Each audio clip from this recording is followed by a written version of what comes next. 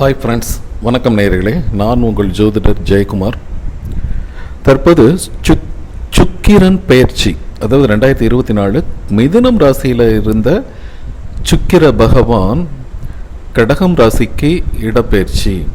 இந்த கடகம் ராசிக்கு இடப்பெயர்ச்சி ஆகும் பொழுது கிரகங்களின் கூட்டணி, அங்கே இருக்கிற சஞ்சாரம், இந்த நன்மை செய்யுமா தீமை செய்யுமா 12 ராசிக்காரர்களுக்கு எந்தெந்த ராசிக்காரர்களுக்கெல்லாம் நல்லாயிருக்கும், ஜாக்பாட் அடிக்கும் அப்படிங்கிற மாதிரி நம்ம பார்க்கலாம்.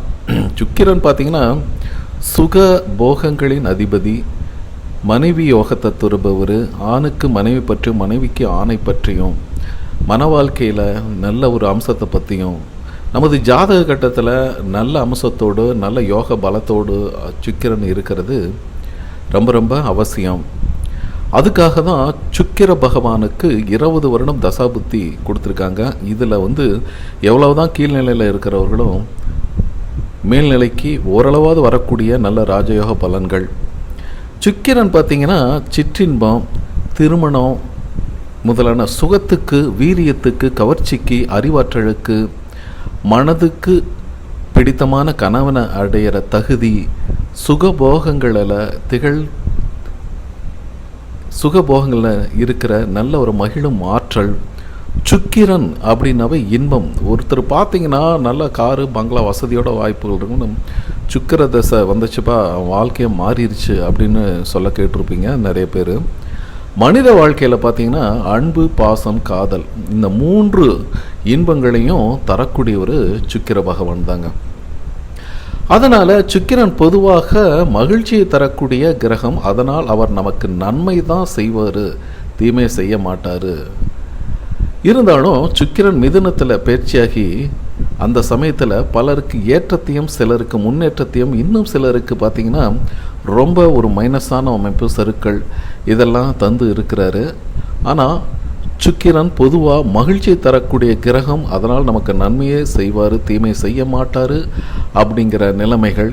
குறிப்பாக சுக்கிரன் உங்கள் ஜாதகத்தில் நல்ல நிலைமையில் இருந்துட்டால் அவர் எங்கே பயிற்சி ஆனாலும் உங்களுக்கு நன்மை தான் செய்வார் அப்படின்னுங்கள் தான். ஒருவேளை உங்கள் ஜாதகத்தில் சுக்கிரன் நீசகதியில் இருக்கும்போதும் வேலை சம்பந்தமான உங்களுக்கு முன்னேற்றத்தையும், பெண்கள் வழியில் சில ஒரு மைனஸான நிகழ்வுகளையும் கொடுத்துருக்கக்கூடும். ஆனால் தற்போது கடகத்தில் பயிற்சியாகின்ற சுக்கிரன் அனைவருக்கும் நன்மை தரும் அப்படிங்கிறதுல எந்தவித மாற்று கருத்தும் இல்லை. அதற்கு காரணம் அப்படின்னு பார்த்தீங்கன்னா, கடகம் சுக்கிரனுக்கு பிடித்த வீடு, அதாவது கடகராசி சுக்கிரனுக்கு பிடித்த வீடு. குறிப்பாக சுக்கிரனின் வீடான ரிஷபத்தில் சந்திரன் உச்சமாகிறார். அதாவது கடகராசி அதிபதியாக சந்திரன் ரிஷபராசியில் உச்சமாகிறார். ரிஷபராசி அதிபதியாகிய சுக்கிரன் கடகம் ராசியில் வராரு. ஸோ அது சுக்கிர பகவானுக்கு பிடித்த இடம். அதே போல் சுக்கிரனும் சந்திரனும் நண்பர்கள். இது பார்த்திங்கன்னா நல்ல ஒரு ட்ரெஸ்ஸிங் பண்ணிக்கிறது, நல்ல அழகாக வாசனை மிக்க சென்ட்டு, திரவியங்கள், குளிர்பானங்கள், என்னென்ன ஒரு இனிப்பு, கலர்ஸ், இந்த மாதிரியெல்லாம் கலந்து இருக்கிற ஒரு அமைப்பு. கடகத்தில் இருக்கும் சுக்கிரன் பன்னீர் சோடா, குளிர்பானங்களை குறிக்குதுங்க, வாசனை திரவியங்கள்.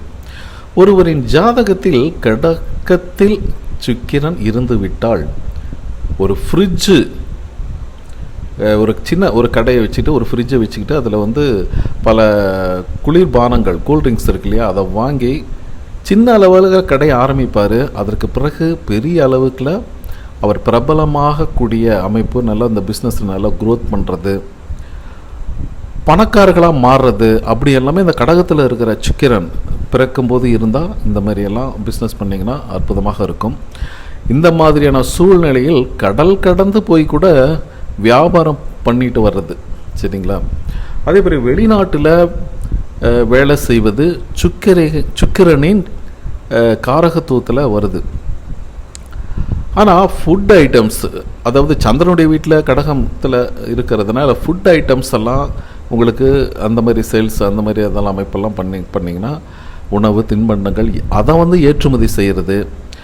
அதேமாரி இந்த ஜவுளியெல்லாம், ஜவுளி துணி, இந்த பட்டு, இந்த சாரீஸு, விலை உயர்ந்த சாரீஸ், இதெல்லாம் ஏற்றுமதி செய்வது, துணிகளை ஏற்றுமதி செய்வது, வெள்ளி பொருட்கள், இப்படி சுக்கிரன் பார்த்திங்கன்னா உங்களுடைய வாழ்க்கையில் பலவித மாற்றங்களையும் ஏற்றங்களையும் உங்களுடைய ஜாதகத்தில் நல்ல அமைப்பில் இருக்கும் பொழுது அது அற்புதமான ஒரு நல்ல நிகழ்வுகளை, நல்ல பலன்களை கொடுப்பாரு அப்படிங்கிறதுல எந்தவித மாற்று கருத்தும் இல்லை. இது பார்த்திங்கன்னா நம்ம ஒரு சுக்கிரன் மிதுனம் ராசியில் இருந்து கடகம் ராசிக்கு இடப்பெயர்ச்சி அடைகிறார். அப்பொழுது மேஷம் முதல் மீனம் வரை இருக்கிற ராசிகளுக்கு எப்படிப்பட்ட பலன்கள் அப்படிங்கிறது பொதுவாக ஒரு ஜென்ரல் ப்ரிடிக்ஷன் பார்ப்போம். இந்த பதிவை பிடித்திருந்தால் லைக் பண்ணுங்கள், பிடிக்கலைன்னா டிஸ்லைக் பண்ணுங்கள். உங்களுடைய ஆரோக்கியமான கமெண்ட்டு லைக் கொடுங்க, சரிங்களா? சப்ஸ்கிரைப் பண்ணாத நண்பர்கள் சப்ஸ்கிரைப் பண்ணி நமக்கு ஆதரவு கொடுங்க. வாங்க இந்த ராசிக்காரர்களுக்கு எப்படிப்பட்ட பலன்கள் கிடைக்கும் அப்படிங்கிறத பற்றி ஒரு பொதுவான ஒரு ஜெனரல் ப்ரிடிக்ஷன் இப்பொழுது இந்த சுக்கிரன் கடகத்துக்கு பயிற்சி ஆகிறதுனால எப்படி நடக்கும் அப்படிங்கிறது பார்ப்போம். மிதுனம் ராசியில் இருந்த சுக்கிர பகவான் ஜூலை 12 அன்று சிம்ம ராசிக்கு உள்ள நுழையர், அதாவது கடகம் ராசிக்கு உள்ள நுழையிறாருங்க. அந்த கடகம் ராசியில் வர சுக்கிரன் பகவானால் சிம்ம ராசிக்காரர்களுக்கு எப்படிப்பட்ட ஒரு மாற்றங்கள், முன்னேற்றங்கள் கிடைக்கும் அப்படிங்கிறத பற்றி ஒரு பொதுவான ஒரு ஜென்ரலாக நம்ம பார்ப்போங்க. சிம்ம ராசியை பொறுத்த வரைக்கும் உங்களுடைய விரயஸ்தானமான கடகம் ராசி 12வது வீடு. அந்த 12வது வீட்டில் சுக்கிரன் வராரு. சுக்கிரன் அந்த 12ஆம் வீட்டில் வர்றதுனால விரய செலவு, அது மட்டும் இல்லை சுக்கிரன் இருக்கிறதுனால சுப விரய செலவு ஏற்படும். குறிப்பாக பார்த்தீங்கன்னா இந்த டிவி பழுதாயிடுச்சு, அதை சரி பண்ணணும் அப்படிங்கிறது ஒரு வகை. அல்லது டிவியை மாற்றிட்டு வேறு டிவி வாங்கலாம், ஃப்ரிட்ஜை மாற்றிட்டு வேறு ஃப்ரிட்ஜு வாங்கலாம், வீட்டுக்கு ஏசி பொருத்தலாம், அல்லது வீட்டுக்கு தேவையான விலையுயர்ந்த பொருட்களை வாங்கலாம். அதே மாதிரி இந்த மாதிரி ஒரு நல்ல நல்ல செலவுகள் அப்படிங்கிறது அது ஒரு நல்ல சுப செலவு தான், சரிங்களா? அதே போல் வாழ்க்கை துணையோடு நல்ல ஒரு அந்யோன்யம் அதிகரிக்கும். பணவரவு சிலருக்கு நல்ல உற்சாகத்தை தரும். பணம் வரும்போது பத்திரப்படுத்திங்க.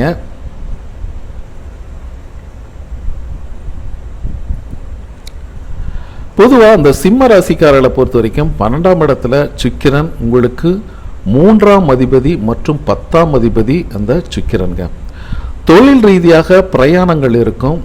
வேலையில் சற்று அலைச்சல் திருச்சல் இருக்கும். இருந்தாலும் அதனால் உங்களுக்கு நல்ல ஒரு ஆதாயங்கள் இருக்குது அப்படின்னு சொல்லலாம்.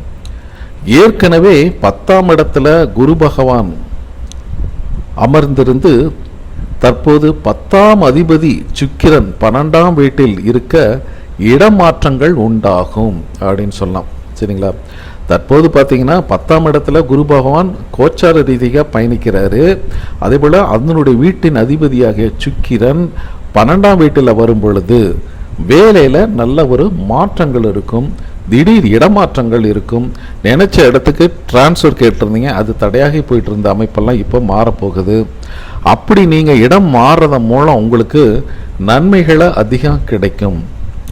அதே போல் ஒரு உடம்பு சரியில்லை, ஒரு நோய் நொடி, ரொம்ப நாளாக ஒரு மருத்துவம் பார்த்துட்டு இருக்கிறோம், சரியாகலை அப்படிங்கிற பட்சத்தில் மாற்று மருத்துவத்தின் மூலமாக அது நல்ல குணமடைகின்ற ஒரு அமைப்பு. தூக்கம் இல்லைங்க, ரொம்ப நாளாக தூக்கம் இல்லை, ஏதோ நினைப்பு, இது கடன் பிரச்சனை, அது இதுன்னு நினச்சிட்டு இருந்த சிம்மராசிக்காரர்களுக்கு இந்த காலகட்டத்தில் நல்ல உறக்கம், நல்ல தூக்கம், நல்ல படுத்து காலையில் நல்ல முகமலர்ச்சியாக எழுந்திரிச்சு அடுத்த வேலையை பார்க்குறது, வாழ்க்கையில் அடுத்த கட்ட முன்னேற்றம், நகர்வு அப்படிங்கிறதெல்லாம் காத்திருப்பவர்களுக்கு இது பொன்னான வாய்ப்பு.